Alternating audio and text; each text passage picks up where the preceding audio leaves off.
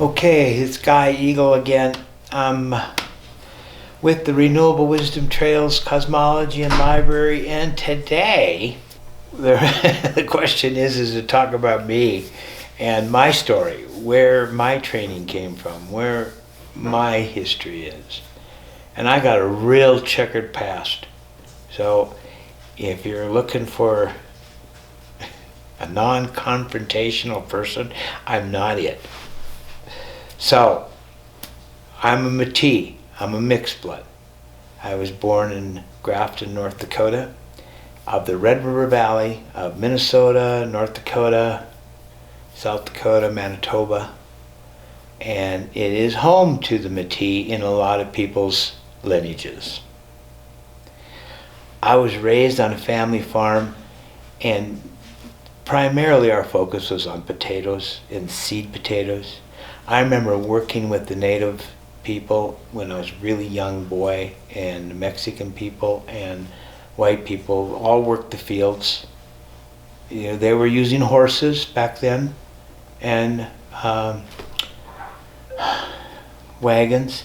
So the wagons would come through the field, and we were pickers. So I'd love to get dropped off in the field from my dad, and we'd pick these potatoes and put them into the gunny sacks, and bounce them. I couldn't do that, I was pretty young, but bounce them up, and then the horses and the wagon would come through and pick them up, and then they were taken into the farmyard and loaded into pit storages. And it's where I grew up. And as I got older, we were sharecroppers, and we advanced into more modern equipment. But what happened to me is I would start having these visions. We were planting shelter belts, in other words, half-mile long rows of trees to conserve on the wind and to slow the wind down. And I remember we'd have to hoe them to get the weeds out, and I'd lay down and I'd be with the hawks who were floating above us looking for what mice we were chasing out, and I'd just sit down and I'd be in that hawk's body, seeing through the hawk's eyes, and I didn't know what that was. I never told anybody about it. I was scared, basically. But I can remember now, back to 7 years old, that happening. Well, my dad was a big one on intuition. He would take me into the warehouses. He'd make me stop at the door. He'd make me smell the air and see if I could smell the hot spots where the potatoes got frozen or they were freezing. And he would teach me how to pick out where to go in this long warehouse to find where the hot spots were, just on scent and smell, and develop a gut relationship to it. My uncle Orville was the horse raiser. He would teach me how to read the mood of the horses, and he would teach about which horses wanted to be the leader that day, and then how to find out where the horse wanted to lead. Did it want to lead in the middle, or did it want to lead from the back, or where it wanted to lead from the front? Because each personality had a different preference on a different day. And so I started to watch these things and had to learn to smell. And then at some point I covered it all up and went off on my drug and drinking days and just wanted to get out of there because of Vietnam War was going on, blah, blah, blah. All kinds of troubles.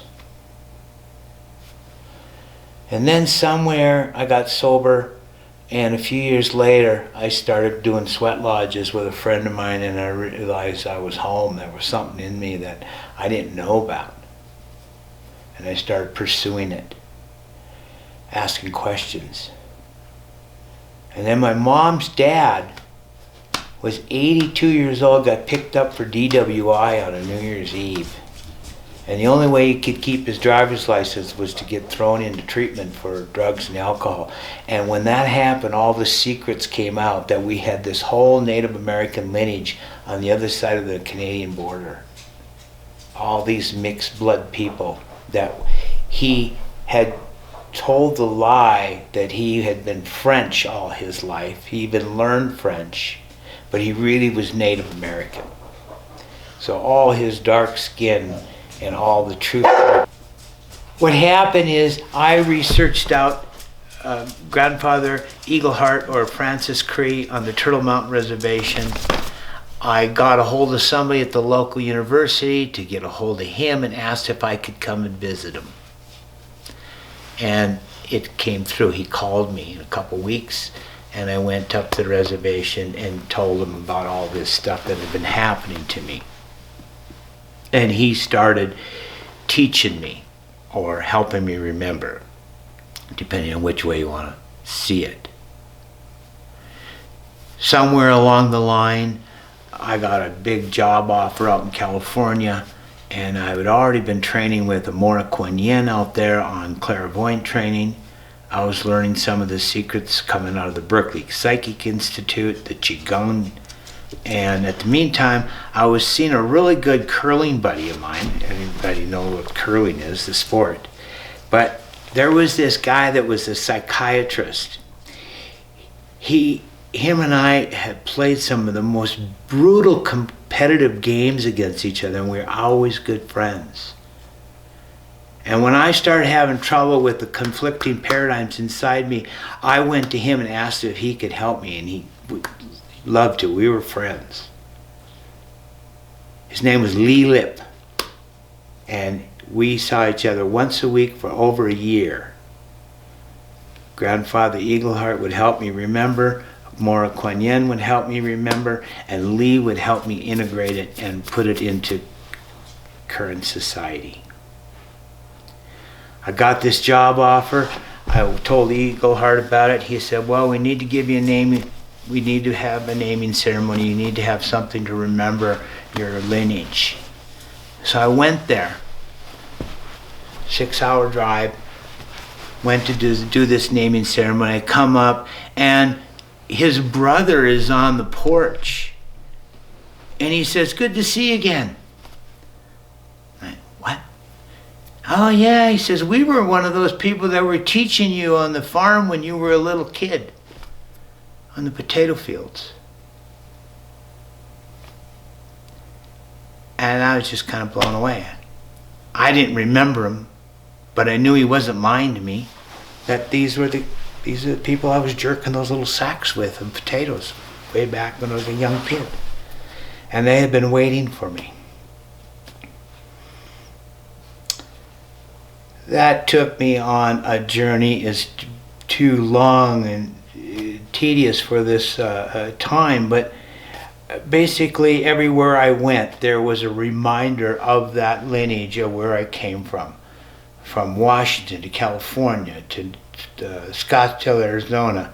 It just continued. I'd always run into people that were associated with Francis Cree.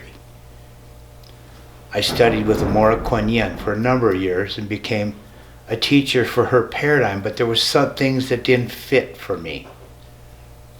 And I had to quit, and I had to go find out what those questions were and what the answers were to the questions. I found a young Micmac native elder named Beaver out in Lodi, California. And I did sweat lodges for over a year and a half with him every Sunday. And he taught me a lot about beating the addiction paradigm inside me, the ancestral alcoholism that flowed in my blood.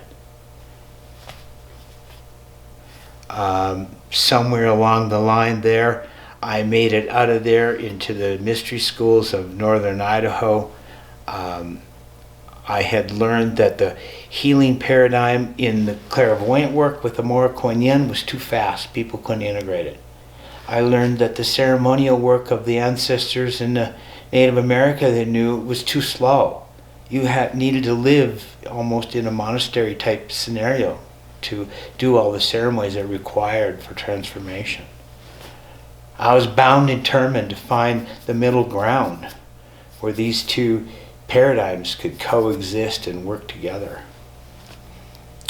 And so I started this school in northern Idaho, and a lot of people showed up.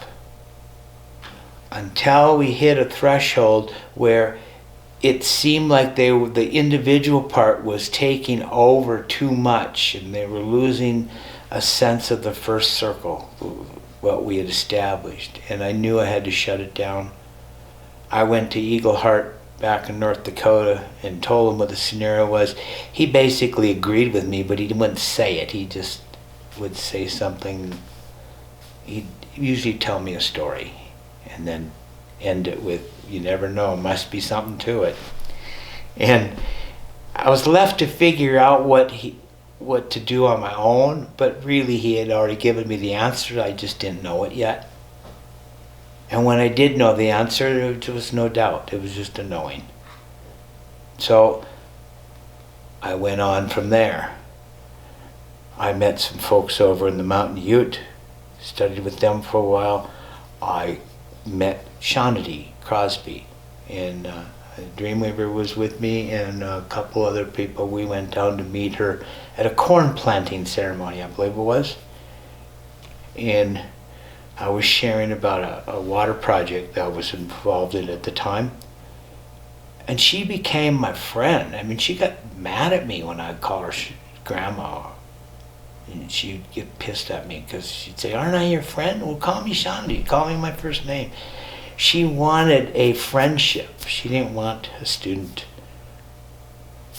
And that's what we developed. And so we would share ceremonies. I'd learn to ask her questions. I'd say, "Well, this is how we handle like same-sex marriage. How did you guys do it?" And she'd tell me. And I'd ask her, "Well, how did you teach the kids?" "This is how we do it." And she'd say, "Tell me how they did it." And we start mixing medicines as a common word for it, but we just start teaching each other about each other. I mean, sharing. And there was no taking or there was no giving. It was like we were working for the same thing. So we better understand each other. So I had Shanadi, and I had Eagle Heart, and I had Alfred, I had Beaver, I had Lee, Amora, Quinyin. I had all these mentors, and in looking back, even my addiction counselors that helped me through treatment, they all became my friends. It was a partnership. It wasn't just a student-teacher kind of role that you'll see that a lot of people doing out there. I was really blessed that I got to have friends and that they cared about me enough to be friends. And I have a lot of that going on today with people. And it's just a very important part of life, is to have friends that you can cry with and you can laugh with, and you can just be yourself. You don't have to be individualized. You can be part of the collective and still communicate. And I think that's one of the lessons that helped me communicate with the animals and the plants and so forth. So in summary, I'm 70 years old now. I really went conscious of exploring everything around 39, 40 years old, and been working on developing what I've been taught and decoding its inner secrets as much as I can. What I can say in closing, for me, it's a calling. It's like the telephone rings and you can't shut it off, and you know you better answer, otherwise it's going to annoy you to death. And if you have that kind of calling going on in your life, you better get out on it, because that phone will not stop ringing. It just won't. So that's all I got on that, and thank you for listening. Must be something to it. Oh.